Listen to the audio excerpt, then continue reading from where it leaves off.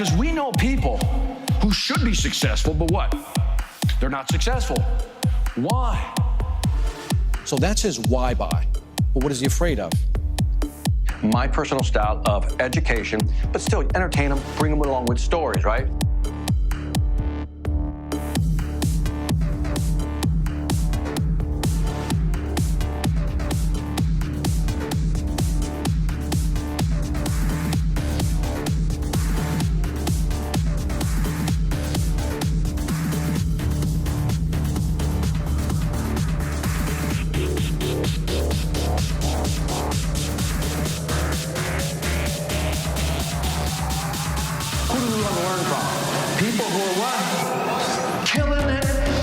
If you're a real man, what do? I'm not the only one. You can't wait to tell your spouse. You can't wait to tell your colleague. You can't wait to go to work and tell somebody. And you're like, oh my God, I can't wait. So what happened? If you haven't seen my TV show, you should get cable. That's what you need to do. From doing a TV show to doing corporate events, I've been so lucky to connect with many passionate entrepreneurs worldwide. What I've learned from a business perspective. Because this is the formula for success, no matter who you talk to. Attitude will drive your behavior. Would you agree? And your behavior will drive your consequences every single time. We got the concept. Okay, we got the concept. We got the equipment, right? We got the brand. You guys got that. And then again, we got the content that we create. That's the easy part. This is the big one, the big C, which is the commitment. What should you do? That's right. All right. 10Xers. Do not fail me. True test. Here it comes. There's skill, and then there's will. Listen to what I'm saying. There is skill, and then there is will. And here's the interesting thing. I know a lot of people who have a lot of skill, but have no what? Will, right? You ever look at somebody who's successful, and you say, why them? Why not you? Yes, okay, that's me too. You have more control, but your costs are also going to be what? Higher. Now, here's where some of the magic is starting to kick in. You can talk to any CEO in the B2B business, any CEO. You walk into his office and they only care about three things. People too. Yeah, he with the suit, put it up. There you go. I hope you can see this. I'll try to draw big. Let's pretend for a moment that I had 7 territories. You remember I wrote that out? Yes or no? Boom. Territory 2, territory 3, all the way to territory number what? 7. So now I've segmented my market. So content is going to start being created by machines. And I'm telling you right now that those people, you guys, the content creators that connect with people are the ones that are going to win. Some people think, well, it won't work for my industry. Really? It'll work for any industry. Trust me. The majority of the time when we're looking to fix something, repair something, or learn something, where do we go? YouTube. We don't even want to read anymore. We go to YouTube. Tell me if I'm wrong. Tell me if I'm wrong.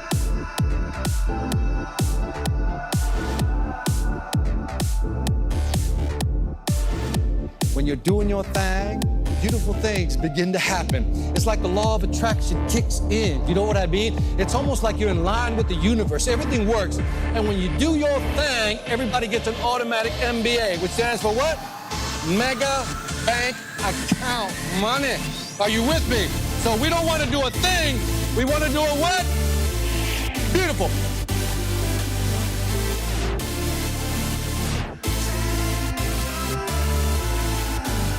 All right, put it all together for Victor Antonio. Here we go. All right, there we go. I'm not here to mess around. You ready to learn? Yes or no? That's how it works in today's market. Whether it's B2B or B2C, you see the similar pattern. How do you just, in other words, say you gotta start doing these things, pushing them, but also encouraging them. Oh, look at this. This is where it gets, dude, this is like so interactive with audiences, man. Can you imagine this with your customers? Check this out. Now, what does all this have to do with selling? It has everything to do with selling.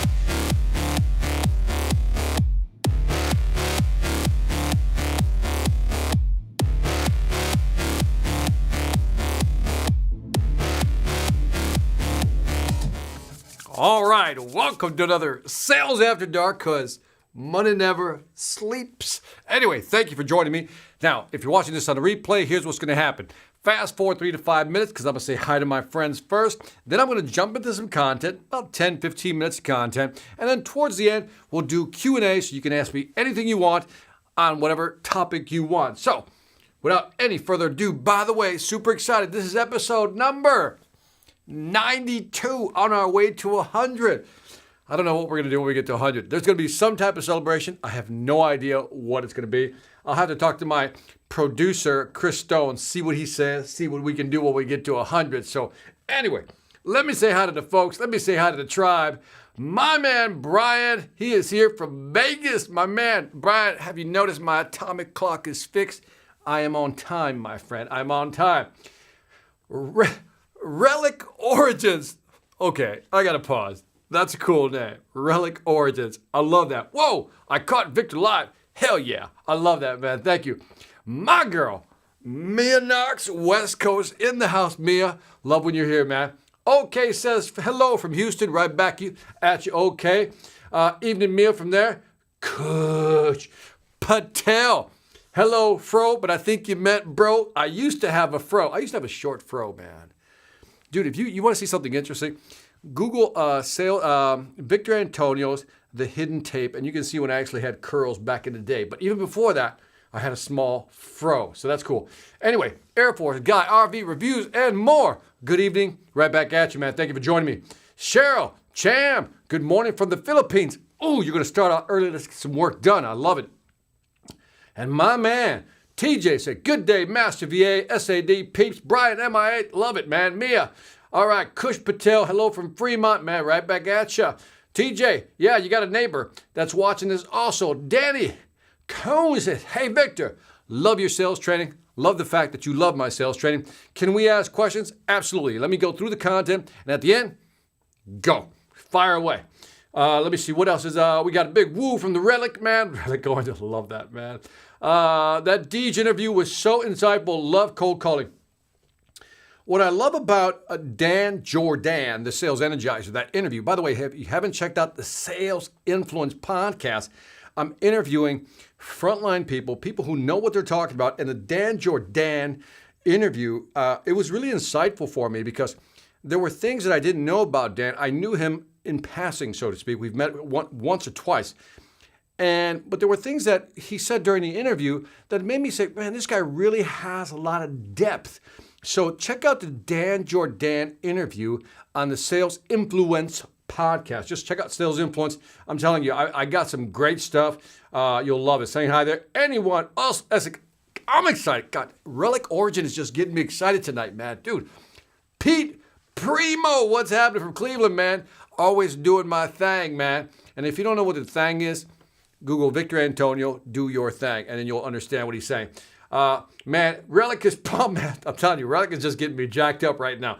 We are all at Relic. There you go. My man, Leon Daly, Selenate hard when you know how, man. Thanks, Victor, for the presentation tips, man. I'm telling you, when you know how to present, communicate your message, things begin to change in terms of how people respond. Time to celebrate. Love it. That's when we get to 100, man. Oh, my man, Rod Vidre. Hey, Victor, love that final beat, elbow cuff. All right, got it, man. Love it. Pete, say, by the way, VA, good evening, my man. Thank you, Relic, man. Appreciate you, man. TJ says hi right there from Pete. Hi, Victor, from Chicago, hometown, Northwest Side, Logan Square, Humble Park. If you know the area, let me know. Herb Wash, where have you been, my friend? Cleveland has a real football team this year, Pete. All right, we'll leave the sports off this thing. By the way, Master VA, what's your favorite song? What is my favorite song?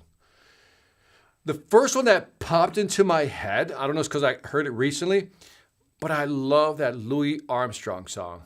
Skies are blue, clouds are gray. It's a wonderful world. Love that. It's one of those songs you hear, and you just like automatically fall in love with that song. So I'm going to put that at the top because I have no other answer but that one. Whoa, I need today's topic. Oh, Shaq, man, I think you're going to like this one. TJ, it's celebration time, my man. All right, we're all okay so far, Herb. Man, thanks, Herb. Cool. Mark Sanders says, hi, Victor. Thank you for the great sales training. Mark, thank you for joining us, man. Thank you. Dr. Antonio says, my man Chris Stone, if you love that intro, Chris Stone did it. If you love the replays that we're doing on the Sales Velocity Academy on the YouTube channel, by the way, if you haven't registered for the YouTube channel, check that out. Go to the subscribe button down here, hit the YouTube button, and that little bell will tell you get notifications when I go live. But Chris has put together some great replays, rewinds of the actual past Sales After Dark. So if you just want pure content, check it out. My man, Bart Dorfman, miss you at Chef's Warehouse, man. Bart, thank you very much. I appreciate you, man. Shaq's Way, January, February is the hardest time to find jobs. Could be, man. Right now is the best time to look for a job because right now, budgets are being set and money is being spent before the end of the year. So let's hustle. Hi, Victor. Appreciate your sales training. Selling hard when you know how, man. Thank you, Mark. Appreciate it, man. Hey, V8 from the ATL. Love it, Art. Thank you for joining me. Alejandro Badillo. How you doing, man? Thank you for joining us. My man, Doug Lehman, watching in layman's terms. Doug, 10 a.m. tomorrow. We are doing an interview. Confirmed. There you go. Bob G says, I know Humboldt Park and Logan Square, Clementi High School ring. Oh, yeah, of course. Roberto Clemente High School was on Division and Western. Tell me if I'm wrong. But we used to go to, I went to Wells High School, so yeah, very familiar. I was there. I was in my freshman or second year when Roberto Clemente High School was built. How's that for being old, man? Zach says, I love you, dude. Right back at you, man. Bam, big hug, right back at you. I'm going to jump into the content. Last one. I asked one of my clients why he chose me, and his response was, because you sang my favorite song. Wow, it pays to know your client's favorite songs, I guess. Hey, new sales strategy, boom, there you go. All right, tonight's topic, I rarely do this, but this one, I had to do it. Only because this question was so, I'll say touching. Some of you already touched on the subject. This question was so, it was, let me just show you the guy's email. And by the way, I changed the name in a couple of things so we can trace back. So what I want to do is, here, let me go into this. I got this email, right? And like I said, I changed a couple of things here just to protect, because I didn't ask for permission. So I just changed a few things, but it's essentially 98% exact. So I thought this email was it was very sincere, and it was asking for advice. And so I want you to see this, and let me see if I can put it on the big screen here, man, so you guys can see it. And let me take my big head out of there, put it down here so you can read that. And so let's go through it real quick. It says, Dear Victor, I've been in the retail management for years, right? And I recently applied for a direct selling job, right? For a direct selling job. Hold on, let me take that comment out by Chris. Chris is just popping up everywhere. In the home improvement field. I made it through the first phone screen right here, which was very basic. It's a basic 5-minute qualifier, right? He's excited for my next face-to-face interview with the sales manager. And he says, I feel like I will be, this is the key part for tonight, lacking the experience compared to other candidates, but at the same time feel that my skill set is perfect for selling and it's time. Dude, I just want to say, I like what he said, it's time to make a change. I'm going into sales. That's kind of what I like about it. Sorry, got a little emotional there. Okay, anyway, so is there any advice you can provide to prepare me for the interview? That's why we're doing this tonight. And help me overcome perceived, this is important, overcome perceived shortcomings. This is big. This would be a tremendously appreciated. I can't tell you how much I enjoyed watching your videos. Thank you for being so inspired. I'm a big fan. Love that. I really hope this isn't too forward of me. That's really nice. He's just being very gentle right now. And thank you in advance for time in any event. Have a great weekend, GM, right? And it was such a nice email. And you know how sometimes you get an email and you can feel the sincerity behind the email and I just really want some advice. And so I said, you know what? I'm going to answer it. So I responded in a message. I gave him the information. And then as I was typing it out, here's what I would do. Here are the 3 things I would do. I said, you know what? This would be cool to share with you guys because I looked in my database of Sales After Darks and I haven't covered, how to sell yourself in an interview. So I thought I'd cover how to sell yourself in an interview. And so what I want to do is just give you 3 things to think about, just 3 things to think about. And so let me frame this correctly. Much like GM is saying in this email, he's going in for a job interview, right? He's going in for a job interview. He feels like he doesn't have the experience, but yet he feels like he has the personal experience / will to be a great salesperson. So he really wants the gig, right? So what I want to do right now is really talk about how do you do that when you don't have direct experience. You ever been in that situation in an interview? I have many times where I have the experience. I don't have the direct experience, but I know I have the experience. That makes sense? Let me know with the one if that makes sense. In other words, I know I don't have direct experience. I've never sold into that market, but I know based on my experience, I can sell into that market. But the interviewer or interviewers are going to be very skeptical. They're going to say, you don't have the Rolodex, or you don't have the connections. You've not been in this industry. We're really concerned about, your ramp-up time, right? So some of you get me. So what I want to do is I want to go through the suggestions I gave my man GM just to share it with you, and then maybe we can have some questions and answers towards the end, and maybe you can offer me some more tips that I should have offered. Now, the first thing I want to say, I'm always about three things. Increase revenue, reduce cost, expand market share, the value trinity. You guys know me on that. But also, I like to talk about three sets that every person should have. So let's go to, out of the three things you should prepare yourself for an interview. You're preparing yourself for an interview. The first thing you should do, and the first thing you must do, is that you must address the mindset. That's a big one. See, that's a big one. The error GM was making, if I can call it an error, it's more like a shift in thinking, is that he's thinking he doesn't have the experience, and that's already psyching him out. But think about it. What you need to do is take whatever experience you have, and I always say reframe it so it does make sense to whatever industry you're in. For example, he said he was in retail management. Well, what does retail management involve?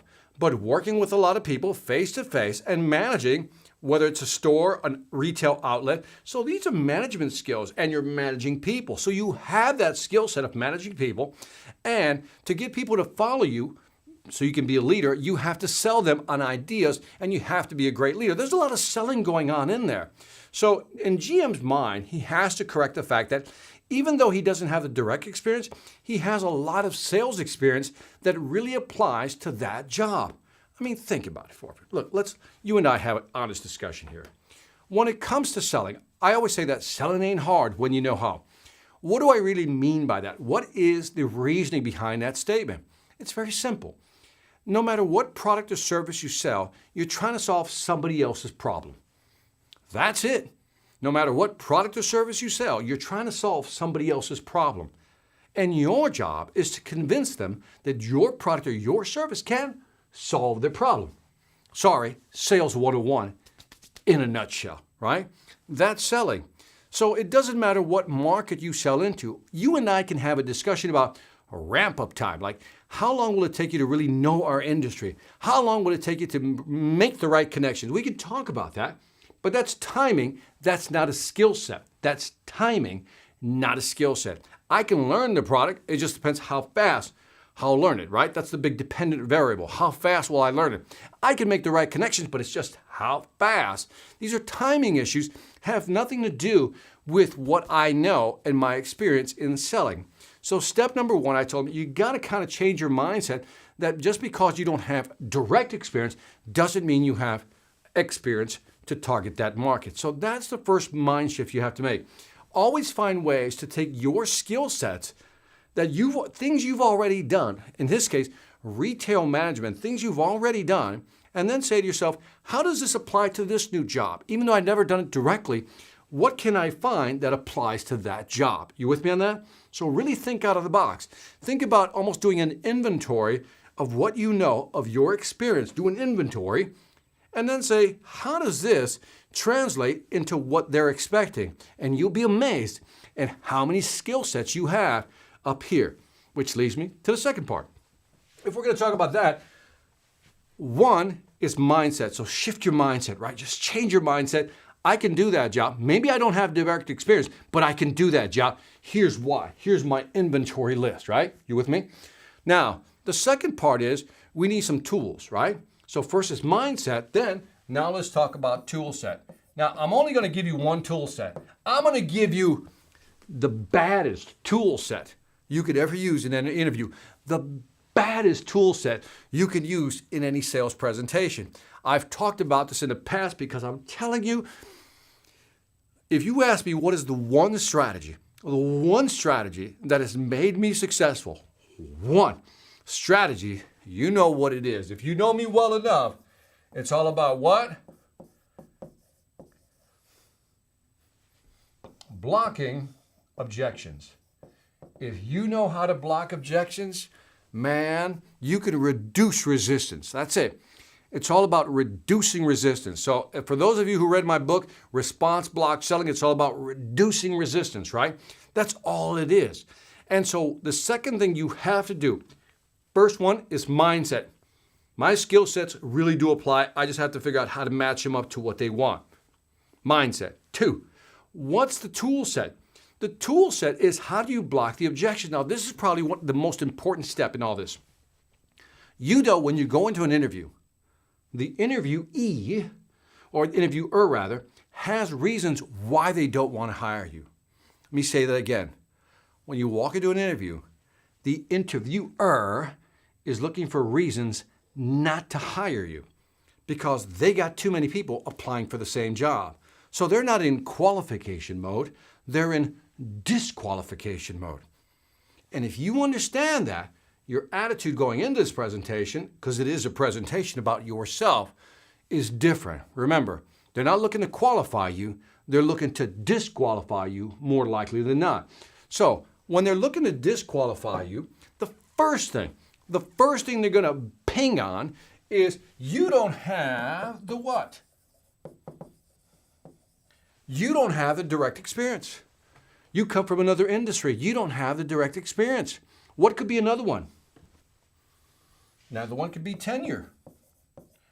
Tenure could be, yeah, you know what? By tenure, you mean how many years you've been? Well, you only been in this industry, 2 years. Our typical hire is about in the business for 7 to 10 years. So tenure is how long you've known or been in that business. That's another reason they might not want to hire you. You don't have the experience.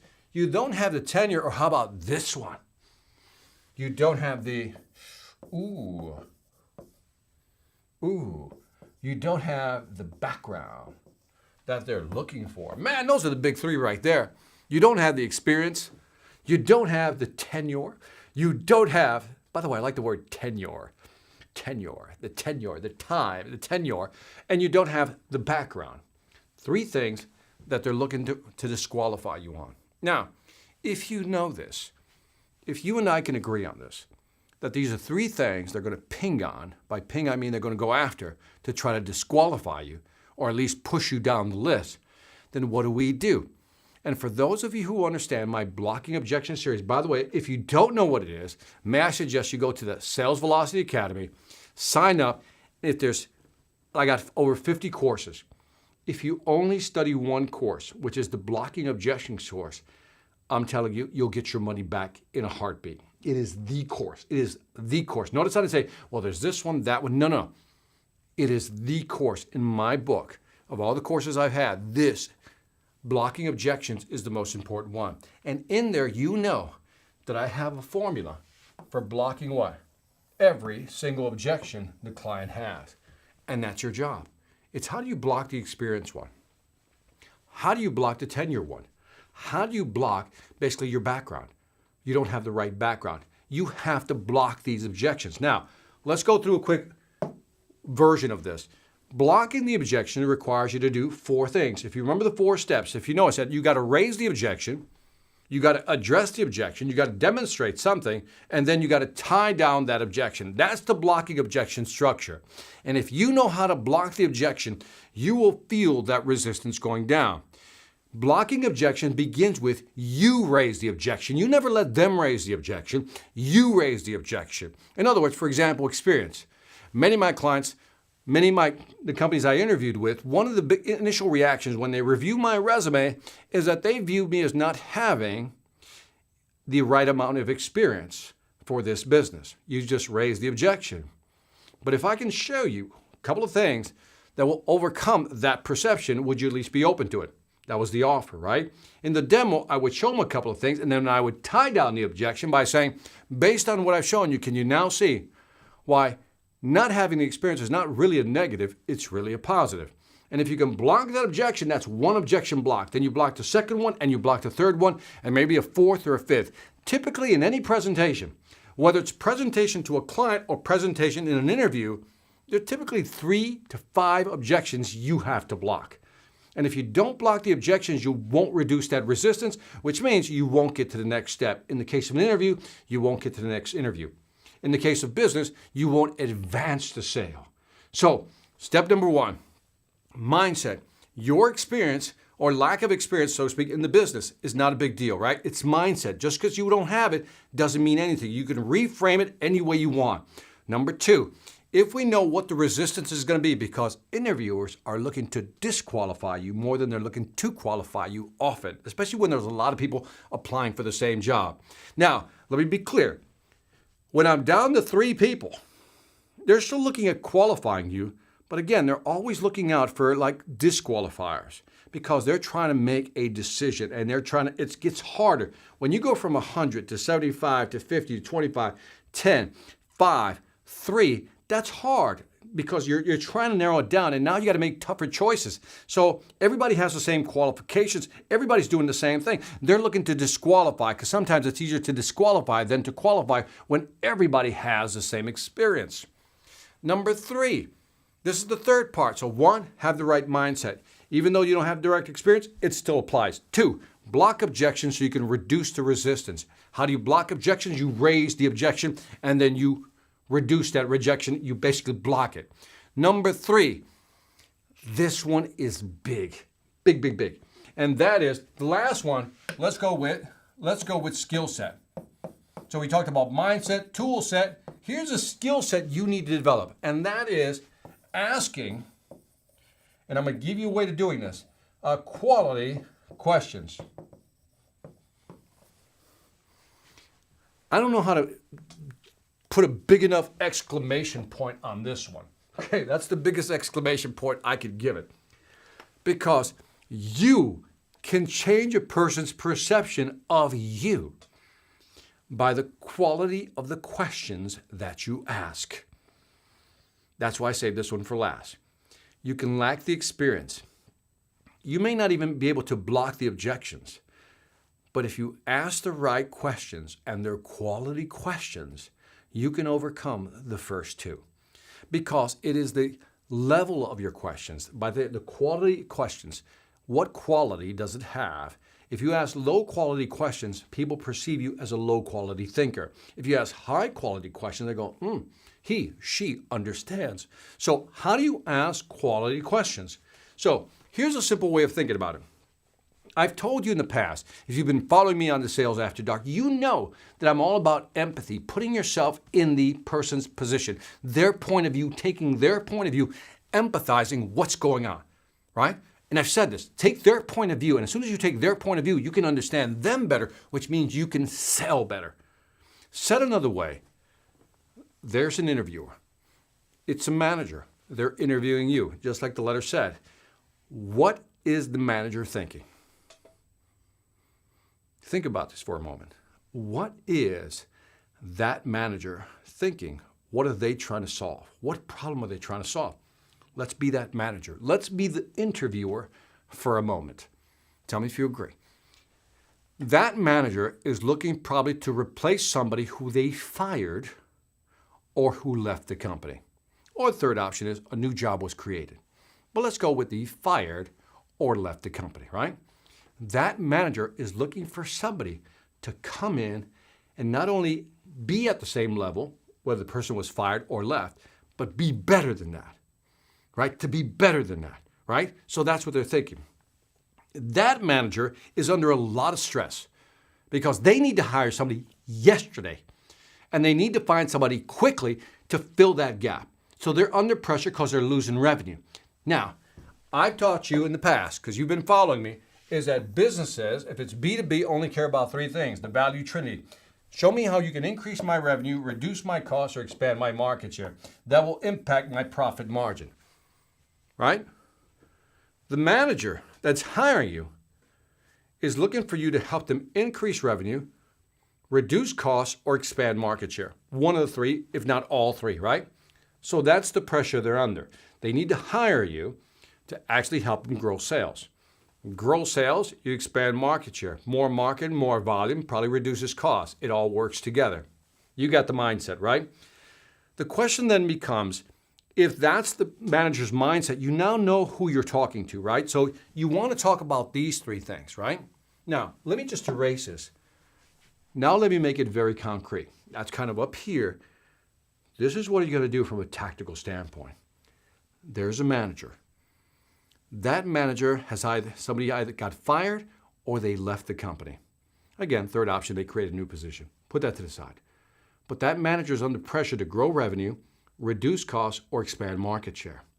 So the questions you want to ask are quality questions. And you first begin by asking, it's almost like a timeline. This is a model that I want you to have in your head when you go into the interview. Bear with me. That's a timeline. This is the present. And you're going to begin your quality questions right there. You're going to take control of the conversation. One of my favorite books is The Challenger Sale. Why? Because they really drive home the point that if you want to have a great conversation with your client, and in this case, that manager is your client because you're trying to sell them. You're the product and you're trying to sell them on you. And the best way to do that is to take control of the conversation, which is counterintuitive. Most people are very reactionary when they're in a conversation. What do I mean by that? They're just answering questions. But what the manager's looking for, I'm telling you, listen to me. I've been a manager of salespeople. I've been a VP of salespeople, director of salespeople, a president of salespeople.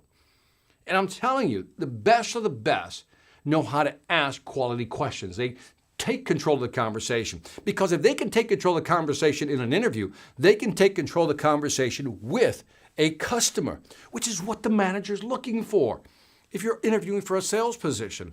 So what you're going to do is you're going to ask questions about the present. Tell me a little bit about your business today. Tell me a little bit about some of the things you're struggling with, some of the challenges you want to overcome in today's market. What are some of the things you're looking at, manager? You're asking the manager these questions. You're pushing them back on their heels. And believe it or not, they love that. Because when you're asking these types of questions, you're really engaging with them.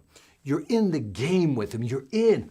You know what I mean? They see like, okay, this guy really cares. He's asking me about where are we at today? What do we need to do today to make the business go? So forth and so on. Then you now understand the present because you've asked 3 to 5 great questions. You're having great dialogue.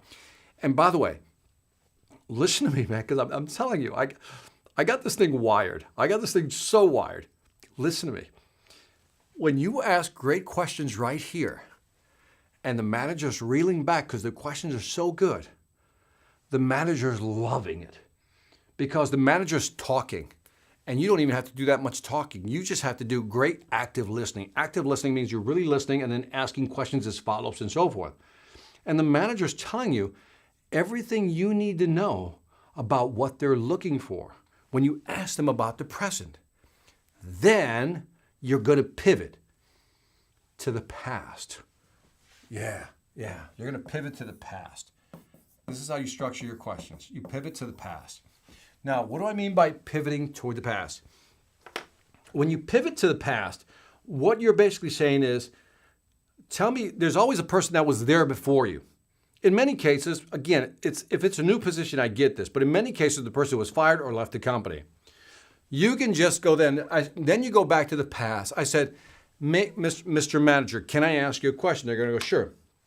I said, the person that had this position before me, what were some of the things they did that you really admired? Now they have to tell you what they really admired. Follow-up question. Can I ask you, what are some of the things you felt that they could have done better in hindsight, looking in the back? And they're going to give you some answers. And by the way, what answers are they giving you? Yeah, they're giving you the answers to win the interview. Because if I ask you, what did they do right? What did the person do right before me? What could they have done better? i.e. they were doing wrong, you now know what the manager wants, right? So now you know this already. Then you fast forward. I said, now you put yourself in if I see myself in this position, here's what I think I could bring, and now you're in the what? Future. Now, you can ask the manager questions about the future. Where is it that you want to go? What are you looking to achieve? What type of revenue ramp-ups are you looking for? What type of quota attainments are you looking to achieve? Are you looking to go after new market penetrations, right? Am I going into a new market? That's one thing. By the way, are you looking at current markets, or are you developing new markets to go after adjacent markets, which are complementary markets? Are you doing that? And you're asking these questions because you want to know, what's your future plan, Mr. Manager? And the manager is going to love you. I'm not joking. The manager's going to love you because you're asking him questions or her question about where they're going in the future, and now you're in their head. Now you understand where they're going. So think about it this way. You understand what the current situation is. Got it. You understand what the past person did that was good and bad. You got that. Now you understand where they're going in the future, and that's exactly the type of conversations they want to have with you. And that is how you structure a conversation with the manager. And I'm telling you, you do this, you will stand out from everybody else. Because everybody else will be reacting. They're just waiting for the manager to ask them questions. If you're waiting for questions throughout the whole interview, I'm telling you right now, the chances of you winning that deal go down. The chances of you getting that job go down. But if you can engage in not a superior to inferior conversation, manager talking to you as an interviewee, that right there, that dynamic is never the best.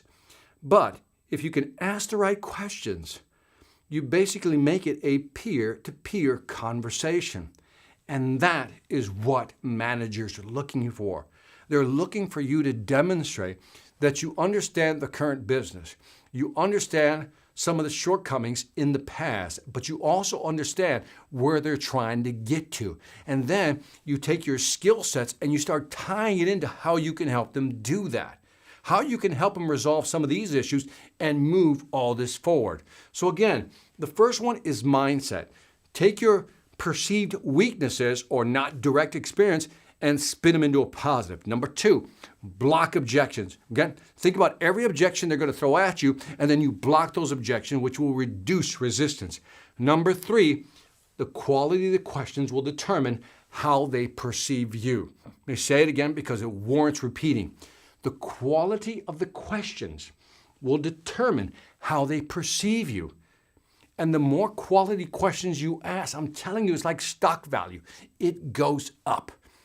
Simple questions, you're a simpleton.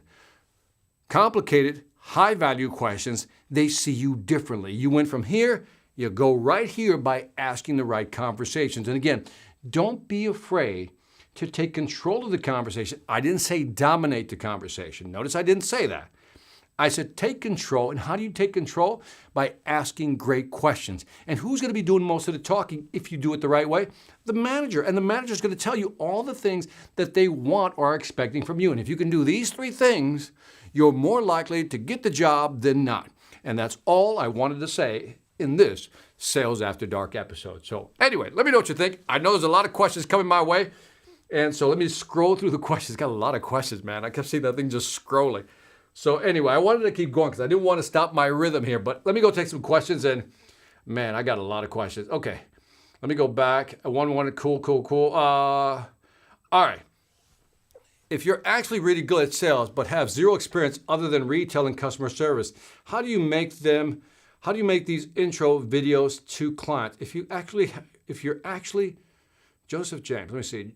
If you're actually really good at sales but have zero experience other than retail and customer service, how do you make these intro videos to client? I don't know if I understand, Joseph. How do you make that? I think, you're going to come from a point of view of what you know. If you're actually good at sales, then you should be able, and you have zero experience. So let's talk about this, Joseph, you and I. When you talk about if you're good at sales but have zero experience, remember, again, people like to mystify business, but let's demystify business. Come on, it's the same thing. I got a product or service, here's the cost. I want to sell it at a certain price to make a profit. I'm sorry, but that's business. I know I'm oversimplifying, but you get the idea. We all understand the mechanics of business. The only thing that holds us back sometimes is we don't have the educational background, right? We don't know that industry as well. That's one. But that's just a matter of time, then you can learn that. So that is learnable, right? I think skills in terms of selling is tougher to learn because that's science and art. I think that's tougher to learn. But if you know the product and you begin to know the industry, it's just a matter of ramp up time. So I still say, then you said zero experience other than retail and customer service. How do you make these intro videos to clients? Now, if you're going, and I think if I understand you right, Joseph, you're saying if I go from this industry to that industry, and I'm exaggerating here for effect. So I come from, I don't know, I'm selling flowers at a flower shop, right? And now I want to sell technology. One could argue that that's a tough leap. That's a tough bridge to cross, right? But you could find ways of saying, I'm good at retail. I'm good at marketing. I'm good at connecting with people. I just need to learn your product or service. So the objection is going to be is you don't know our products. What if I block that objection during the conversation? The second might be, you don't have the experience. I can block that objection too. And again, a lot has to do with how much time to get you up to speed would you need. Because if you can sell retail, you can sell in the complex world. Again, you'll need more training. So I'm not trying to say it's a one-to-one. I get that. But I think you can still do it if you have the right mindset.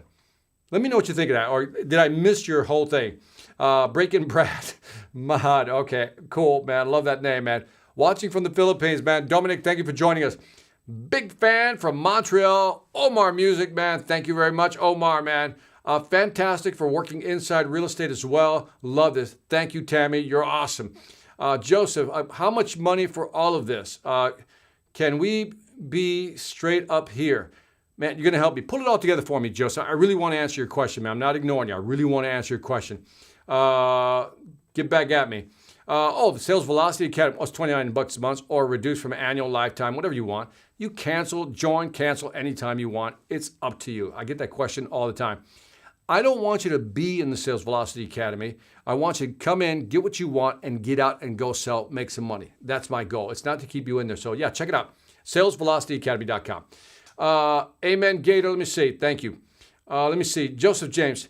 I will pay good money to just not be, I'll say, fact over by another sales training course. I'm already trained, i.e. pitching, inbound, outbound. How much to actually set up for real clients? How much to actually get set up for real clients? Again, it's a monthly expense. And if you're trained, man, if you're killing sales, man, you don't need this program. So I would say don't buy it if you're that good at sales. So I would say don't buy it, man. Hi, Victor. My man from India. Thank you. Samir. Guisad. Do you say it? Guisad? Cool. Is this not live? Joseph James. It is, brother. Okay. So Sonu Mehar. Hello. How you doing? Good to see you again. I think you were here last time. It is live. My man, Rod. What would you answer to interviewer's question? Do you have a book of, I think you mean book of business, right? If you know your if you don't, for their particular product. So here's the thing. This is a good one because one of the things they use to qualify you is, do you have a book of business, right? In other words, by a book of business is, are you bringing a set of customers over? Are you bringing a set of customers over? And I get that part. But keep in mind that even having a book of business doesn't mean customers are going to come over to you. I think this is one of the misperceptions. What I would sell them on is how I built my book of business. For example, let's say I'm in the telecom industry, and I'll just use that, or any technology industry. If I'm in the technology industry, and once I'm in that business, if I try to go to an interview for another gig, people are going to say, well, how well do you know? What are your connections into that market? What are your connections into, past business or book of business? I always block that objection by saying, it doesn't matter. By the way, I have connections in the business. I have a book of business. The question you should really be asking me, notice how I shift that conversation. The question you should really be asking me is, how did I build that book of business? Let me walk you through how I did that. You know what I mean? It's a better conversation. You see how I took control of the conversation and say, the real question you're asking me, This is how I answer my own question. The question that you're really asking me is, how did I book my business and how fast did it take me to ramp this up? Let me walk you through the process of how I would build your book of business. And that's how I would handle it. Let me know what you think of that, Rod. Let me know what you say. Just ordered your book already. Read Jeb Blunt's. Yeah, Jeb Blunt has a great book, man. Like I said, it's virtual. Oh, he has a lot of good books, man. He has too many good books. Victor does not push his product or the academy. We force him to talk about it as much as we can. Yeah, man, I don't like talking. I'm not pushing here, man. I'm not pushing it at all, man. Please just tell us the info. Yeah, just go to the website, Joseph. Check it out. And like I said, if it's of interest, man, check it out. If you like this, you'll love what's in the academy. I'd hire an inexperienced salesperson for sales with a good attitude over a quasi-established sales profession all day long. I'm with you, man. If you can find someone, we used to have the phrase that there's good clay and there's bad clay. Good clay you can mold, bad clay you can't. And so if you can find somebody who is moldable, good clay, that's what you want. And so I am with you 100%, man.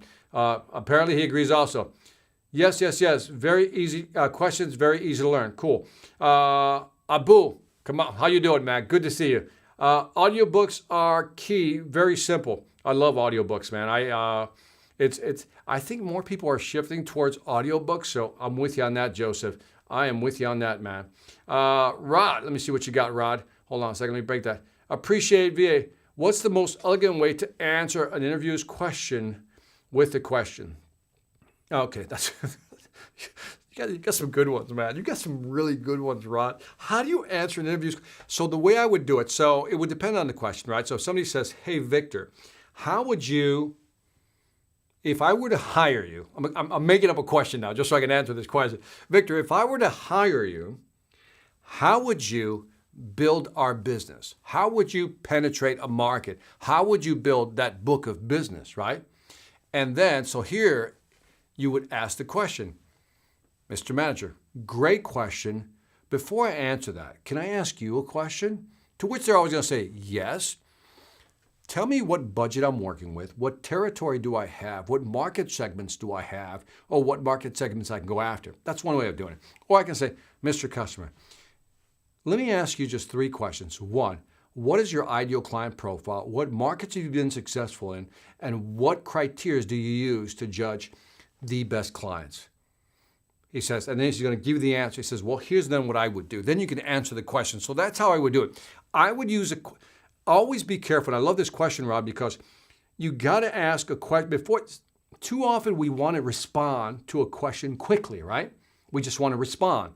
But sometimes, as you're pointing out here indirectly, as you're saying, before answering the question, sometimes it's good to clarify what's the questions behind the question, or what are the answers behind that question? In other words, what are they really asking? And if you know what the questions behind the questions are, you'll have a more informed answer. So this is a very good lesson you're bringing here, is that if you don't really understand what the question really means, then ask a clarifying question before you answer the very question. Excellent point, man. Thank you, man. Cool. Thank you, man. I totally agree with Victor. Asking quality questions is key. I like to call it qualifying questions. I'm with you on that, man. Joseph James, we'll work through the process. Yeah, there you go. And sorry, Joseph, man. Thank you, brother, for hanging in there, Joseph, man. I appreciate you.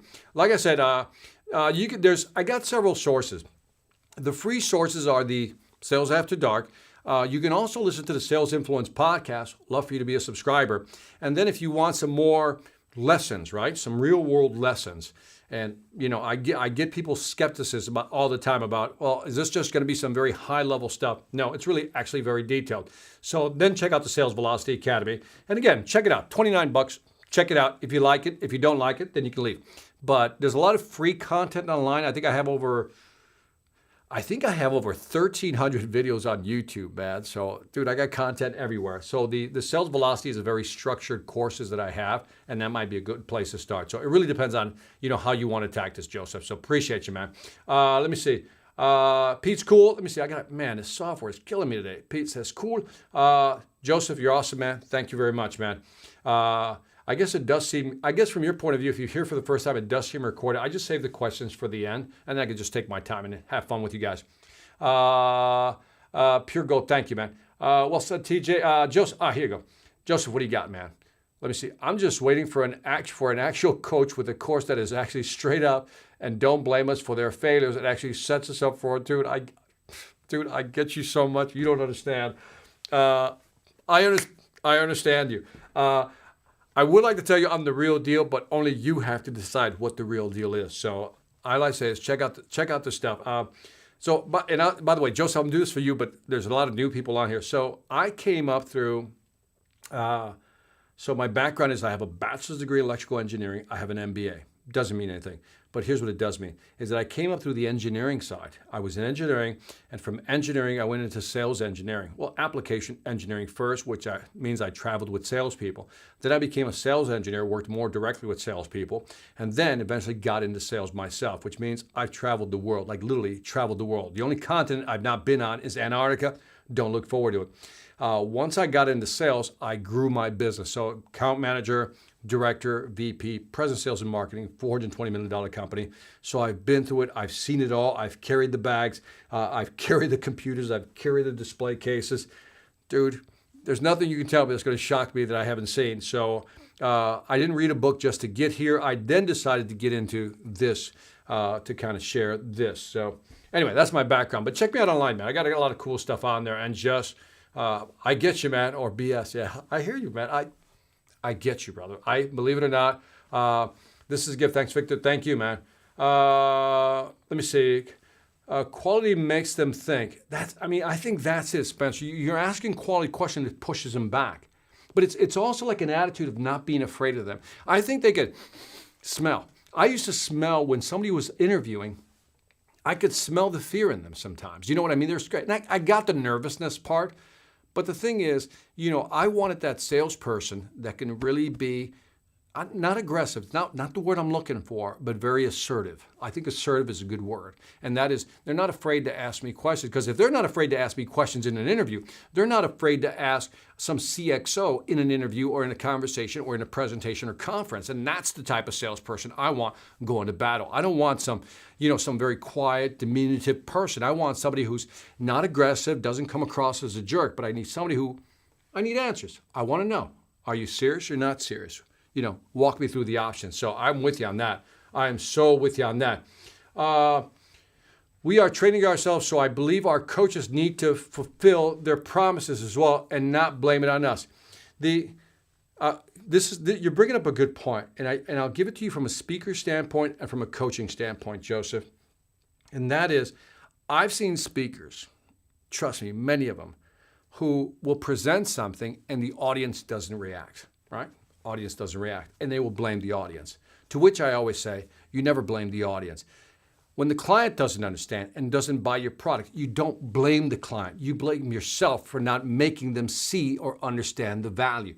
I am 100% with you. You never blame the other person like, well, you didn't implement it right. You didn't do it right. You didn't approach this right. No. If you didn't do it right, that means I didn't show you how to do it right. And that is real, man. So I'm with you on that, man. I am real. Yeah, by the way, and I'm with you that if somebody blames you, yeah, I would fire that coach or trainer or whatever. I'd fire that manager too, because it's like, dude, if you know what you're doing and you can't explain it to me, then there's a problem. So there is a problem. So I like that, man. Pete, Joseph, yeah. And like I said, man, I got you, Joseph. Thank you, brother. Thank you. Just hang in there, man. This is cool stuff. Joseph, sounds like you are having issues with your current sales coach. Fire that coach. Is that the case? Let me see. You guys are really nice. Kind of. I'm in maybe my messages are getting taken the wrong way. I'm not taking it the wrong way. You're questioning, man, which is cool. You and I are cool, man. Just want you to know, you and I are very cool, man. So cool. I'll skip some of these, man, because let's not turn this into a beat up Joseph fest, man. Hey, leave him alone, man. You got a good sense of humor, man. Big plus for being in sales, man. That's cool. TJ says big plus. David, Sandvig, Trey. I love that. I like the fact that you put it in the tray, man. Great stuff, man. Thank you for joining me. Great lessons, man. I think, it'd be interesting to see, what did you think about the mindset piece, the blocking objections, which is the skill set, the tool set, and then the skill set is really asking the right quality questions. But I think the understanding the present, taking them back into the past and going fast forward, but really having that dialogue. If I were to wrap up this whole thing about interviewing, is just simply like, Joseph, I'm going to use Joseph for example. I don't have like an issue with Joseph. I really don't. I love people who come in like this, hot and heavy, so to speak, because we get into a real conversation that much faster. And believe it or not, when you're in an interview, that's what you're trying to accomplish. Come on, let's cut the bullshit. Let's cut it out and let's get to it. Let's you and I talk. And I really believe that in an interview, that's what people want. You can't say, BS and all that stuff. You got to be professional. But that's what they want. You want a real conversation. You don't want the niceties, or as Chris Stone says, the wordy, right? Where people say a lot but don't mean anything. And the sooner you can get to a connection, have a conversation with somebody, that's what you want. So that's where I would go. I mean, to me, that was big. So this is actually live. Yes, it is. Great lessons. Like I said, I just leave the questions and answer them. Yep, right here. Abu, come on, I'm going to sign off in just a bit. I went a little longer, man. It's Joseph's fault. Let's blame it on Joseph tonight. All right, let me ask you this. I'm just curious. How would you ask questions about future in the service industry? It would depend on the service, but okay, let me pick something. In the service industry, since you're not helping me here. So the thing is, everything is changing even in the service industry, whether you're selling a product or service. For example, if I look at the hotel industry, just making this up right now, if I look at the hotel industry, can we both agree that that industry is changing? Because of, automation, AI bots and all that stuff, everything can be done online. That whole industry is changing. So that's one way. In terms of how people are finding out about your company, they talk about the customer journey, right? How they got to you, right? That's one way. When you look at general services, like I like to use pool companies, right? Is a service for pool companies changing in the future? I think it will. And what will happen is that people want things either more scheduled out, delivery schedules, or maybe using technology to keep them up to date on what's happening as part of their service providing, concept. So there's a lot of ways of doing it. I'd have to know specifically the industry, but why don't you kind of like, for a moment, Abu, be like a futurist. Be a futurist and say, where is this industry going? Have you ever thought about that? Like, I would type in, I swear to you, I would type in the future of fill in the blank, whatever service industry you're in, and then Google it. And you will get people's opinions, you'll see studies, and by reading where the future is going, because I do that a lot. I look at studies like, I've mentioned it before, I love Gartner and Forrester, two of my favorite websites to visit, because I can type stuff in about what's going on in the future, and these two companies, these consulting companies, really talk about the future of where technology is going, where sales is going, and everything has to do with the customer journey, blah, blah, blah. And so type in the future of, fill in that blank, and that might give you some ideas of the questions you should ask in the interview. And then also, because you read a certain article, you read a certain case study, in your conversation in the interview, you can actually kind of reference the article. And then that becomes part of your conversation flow as well. Now you come across as well-read. Nothing wrong with that. I think it's a good strategy. Let me see. I'm curious about how you would answer the question. Cool. Thank you, man. Okay. Let me type it. Let me see. Hit me on LinkedIn and can get you Victor's direct email. Cool. Victor@SellingerGroup.com. Thank you. Sales After Dark. I love it, man. Major game to gain. Love that, man. Thank you, man, for the 5 flames, man. I appreciate that. Rod again, man, here he is again. How would you actually get to the interview stage if you have no experience? That's a tough one. I might have to tap out on this one because I don't know how you get there because, we now know that, what is it? I think the number's like 72, 73%. It's in that area somewhere of all interviews I've gotten through referrals, like somebody referred you and you actually get the interviews because there's so many applicants per job in many cases. So it's tough just to get there, right? And the first thing a lot of these interviewers do is actually disqualify people. I mean, imagine if you got 500 resumes, just keeping it real. If you got 500 resumes, how are you going to start, sifting through these 500? What are you going to do? Well, the first thing I'm going to ask is like, I'm making this part up. Do they have a college degree? Yay, nay. Nay. 200 gone, I'm down to 300. Then I got 300. How many have direct experience in this industry? Out of 300, 200 don't. There goes 200. I'm down to 100. That's the reality. And, the unfortunate part, I think, of what we're going through right now is that we don't have any networking events. In networking events, you can meet people, they could probably make introductions, but now it becomes that much harder doing it virtually. So the answer to that question is, I don't know. How's that for an answer? I'm sorry, man. I don't have one for you. My mistake. YouTube recommended me this channel, and I thought it was pre-recorded. Writing my actual question. Boom. Thank you very much. Now, do it, man. Indo, you gave me a period. I'm going to take that as a positive. Way to go, man. Brian, okay, my mistake. No worries, man. Tarun, man, where you been? Does not job description answer some of the present, past, and future questions that interviewees should ask? No, I don't think so.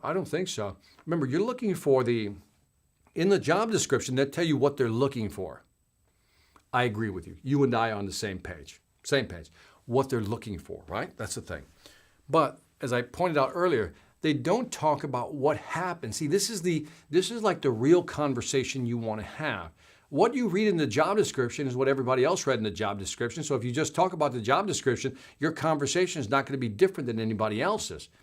But if you can dig into that job description, for example, Mr. Manager, in your job description, I noticed that you said,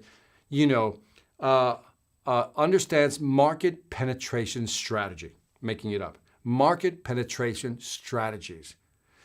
My question is, what did you mean by that, aside from going into new markets, and what have been some of your obstacles in the past that have prevented you from getting into new markets? See what I mean? And so I can take something in the job description and says, what did you mean by that? What's the meaning behind that statement? That's where you want to get to. That's where you want to get. All right, I'm going to start wrapping up here quickly.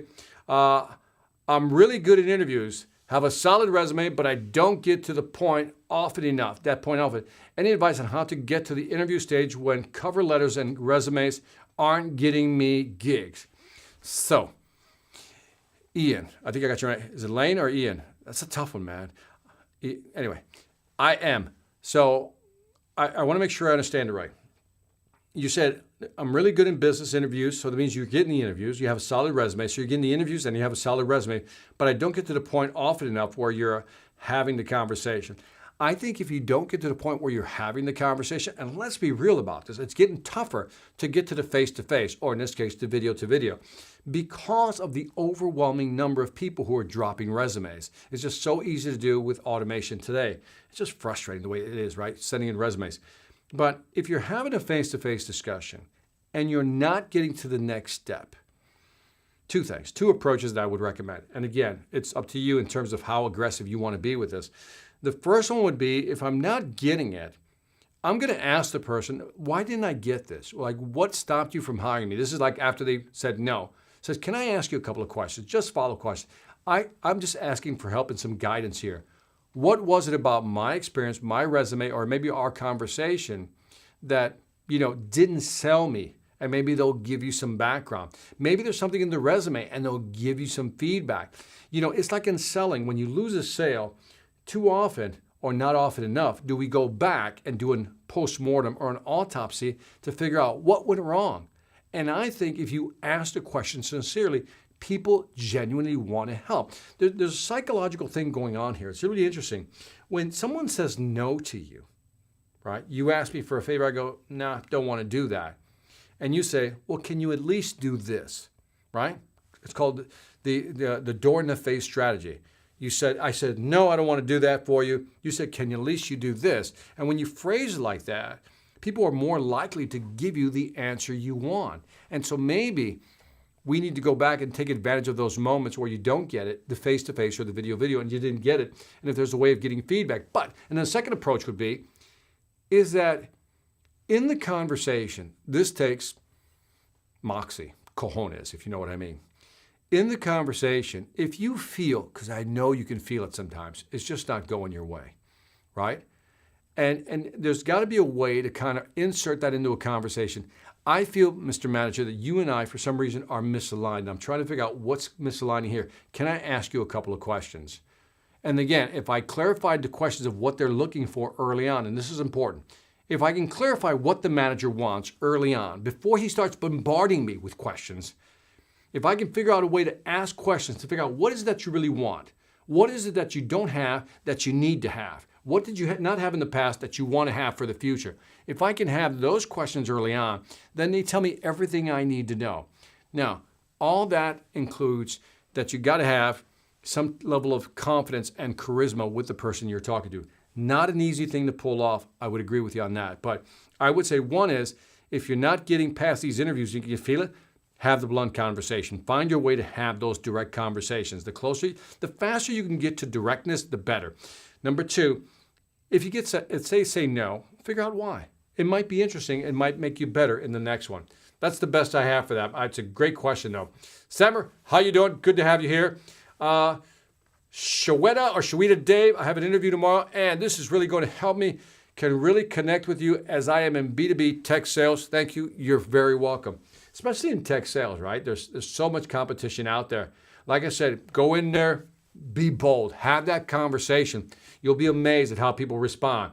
All right, Joseph James, my man, back up here. My apologies. I didn't realize this was actually live. I figured it was just another pre-recorded video. A lot of gurus put out live. Typing my actual question now. Cool, man. I'm going to wait for your question before I jump off. How's that? 3 times? Yeah, man, we're close. We're getting close. Almost 100, man. So it's like, it's cool, man. No worries. Alejandro Vadillo. Como anillo al dedo. Perfect timing for this video. That's why I love it. By the way, como anillo means ring, like finger on the ring, like a perfect glove fit. That's what I mean.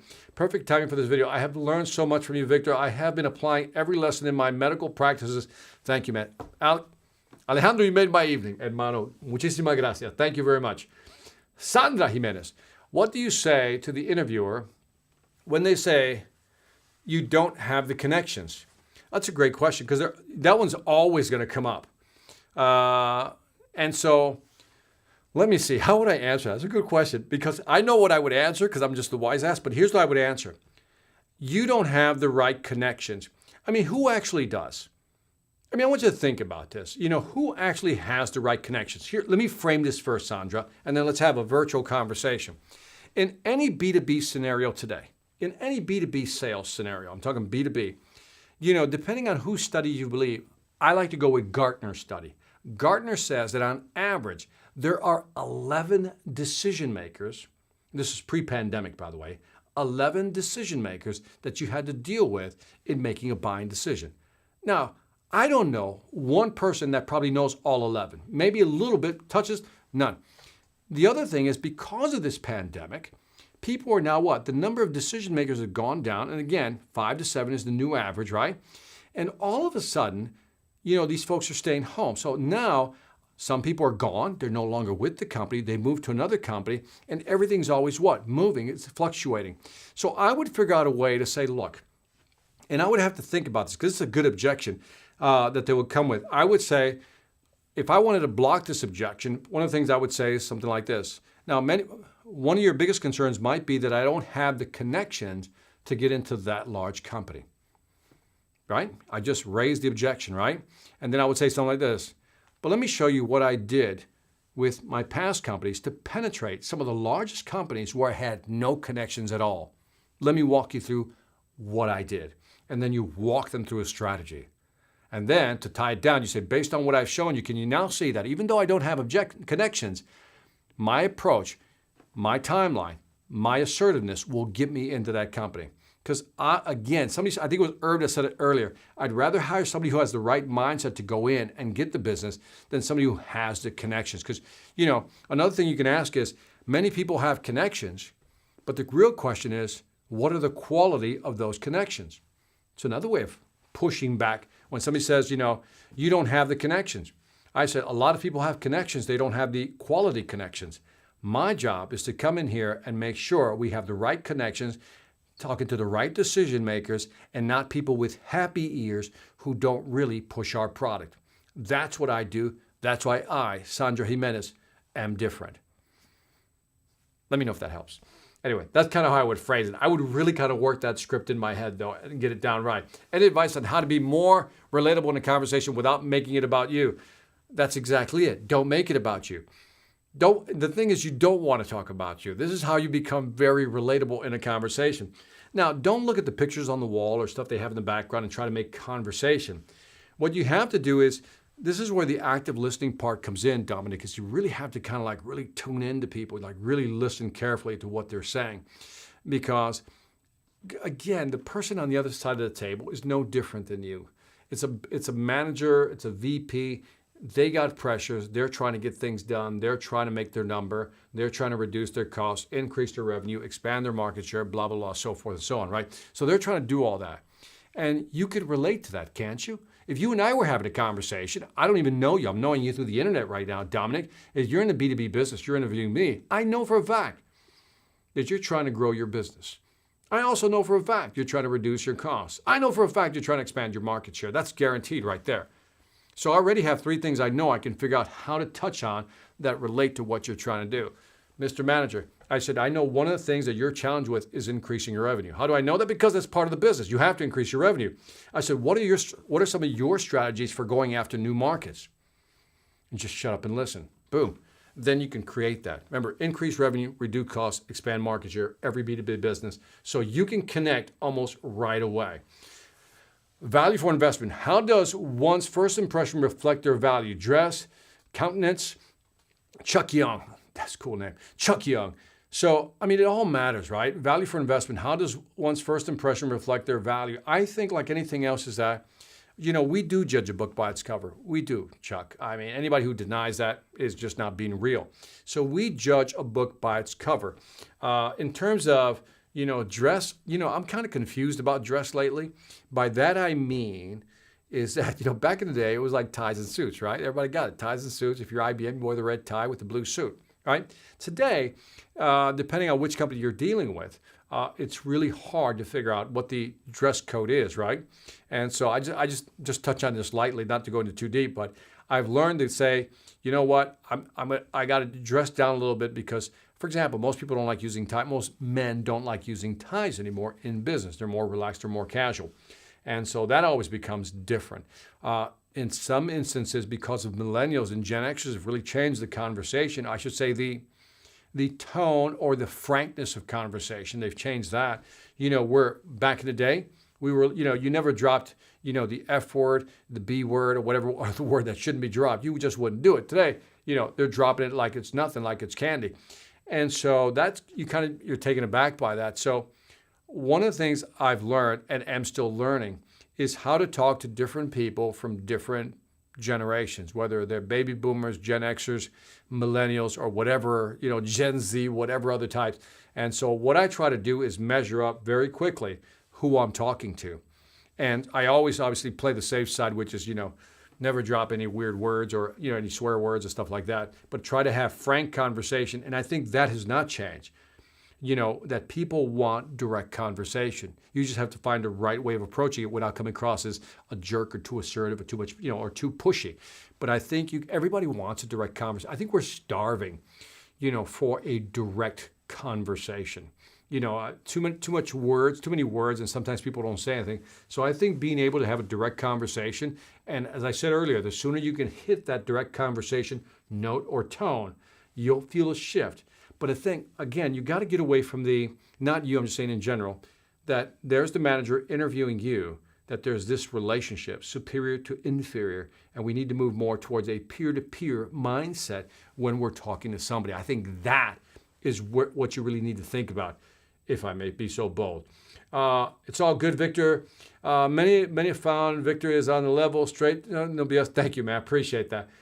Brian, thank you very much. Rod Vidre is back. What's the question that would make you sweat as an interviewer? Where do you come up with these, man? I have no idea what would make me sweat. Okay, this is worth thinking about. What question would make me sweat as an interviewer? I guess, what is the one thing? Here we go. I think I got some. I'm just making this up, by the way. Mr. Manager, what is the one thing you did as a salesperson when you were in my position that you're totally embarrassed of? That would make me sweat. That would make me sweat, man, because I'd have to think about that one. That would make me sweat, man. So I don't know if that answers your question, but there it is. No experience with sales. How can I sell myself in the interview? I am an industrial engineer. By the way, sorry about my dog in the background. I'm an industrial engineering background. The thing is, Sammer, you do have experience in selling. If you're married, you have experience in selling. You sold your wife on the idea that you were the ideal guy. Boom, sales made. So we're all in selling. The thing is, in your mindset, you think it's apart from what you do, but it's not apart from what you do. You're in sales. No matter where you are, when you're in an interview, you're selling yourself. Think about when you go when you met the family of your girlfriend, now maybe wife, is you had to sell yourself. You were always selling. You've always been selling. So get over this mindset that I'm an industrial engineer, Victor. I am a very, introverted type A person. I am not a salesperson. You're a salesperson. All of us are in sales. At one level or another, we're all in sales. So again, mental block, get over that. This has become my favorite shit in under 20 minutes. You're awesome, man. Thank you very much, Joseph. Abu, what do you got, man? Hey, Victor, I came to Canada 1 year ago, and English is my second language, and I'm studying in business in college. And I wonder, what would be your advice for me to learn sales from scratch? First, be here. And again, I think, look, even before you came here, when you were in Canada, you knew how to sell, right? And so if you're asking me specifically, if you have to learn from scratch, there's 3 things you have to know. 3 things, man. 1, you got to know the product you're selling. Got to know that. Product you're selling or the service you're selling. 2, know the market you're dealing with, right? 3, the big one. Take your customer's point of view on how they view the market, and then it'll show you how you sell them the product. Really, that's it. If I can take your point of view as a manager, as a potential buyer, then I get your mindset, man. I get your mindset. I get it. If I understand the market, then I can talk to you about the market. I can talk to you about business. But I need to know how my product or service is going to help your business in this market. And if I can't have that conversation, then I'm not really having a conversation. So that's how I would do it, man. In the house, Grace, Carlos Alvarez, Boricua. Thank you for joining me, man. Appreciate you. I got to sign off, man. JJ, welcome to the world of Master VA, man. Thank you. Jay just says, haha, thank you, brother. Okay, you guys. Jay just said, I've sparked my interest. How do I get more info on joining this community, man? Just hit that little, whatever that little bell thing is. Where do I got that little bell thing? I got to do this again, and then this, and I got to sign off. Hit the subscribe button. That little bell should come up, and then you'll get notifications, JJ. All right, I got to sign off. But before I do so, as always, got to do my final thoughts, and I had a lot of final thoughts with all this stuff. 1, I think I like JJ already. Joseph James, I think I like you, man. 2, when I got that email today, and I was reflecting on, what people were struggling with, I said to myself, the reason I wanted to do this is because I'm not saying it's easy, but it shouldn't be that hard. And again, I think the first thing is to say, what's an inventory? Because all of you have experience. You have some level of experience. Maybe it wasn't framed in the context of sales, but it may apply to selling. And then figure out what your own storyline is, your own narrative. Like if you sold newspapers as a kid, does that relate? Yeah, you used to get up early, you was consistent, you made your deliveries, you were always on time. That's sales, right? If you worked in a candy store, I'm making this up, were you in sales? Of course you were. Customer comes in, couldn't make a choice, you helped them make a selection. Boom, experience, right? Whatever it may be. Your mother says you had to wash the dog. You were always consistent, you did your job diligently, and the dog was always happy. You never hurt the dog. Satisfied customer. I'm joking, but you get the idea. So all the stuff you've done in the past can be tied to experience in selling. So that's the first thing. Reframe your skill sets, your inventory. Number 2, block objections. Remember the formula. Raise objections, offer to resolve it, demo something, and then tie it down. Check out the Sales Velocity Academy if you don't know what I'm talking about. And then the last part, I think, is the big one, which is the quality of questions. I know I've said this already 4 or 5 times. Some of you have mentioned it on the comments. It is really thinking through, what questions am I going to ask? And then talk about the present. I'm just giving you a formula. Go back to the past and then shoot towards the future. It kind of gives you a structure of the questions you want to ask. And then on top of that, I forgot who was it that mentioned, don't be afraid to have the direct conversation. Don't be afraid to have that direct conversation with them. Again, people are looking for you not to have this conversation. This is what everybody else is doing. You want to have this conversation. And the only thing that gets you up here are the quality of the questions and being a little, dare I say, fearless as far as having that conversation. On that note, That is it for another Sales After Dark. Again, check out the Sales Influence podcast. Great interviews I'm having with frontline salespeople. And as always, remember, selling ain't hard when you know how. We will see you on Thursday for episode 93. Take care. Have a great night.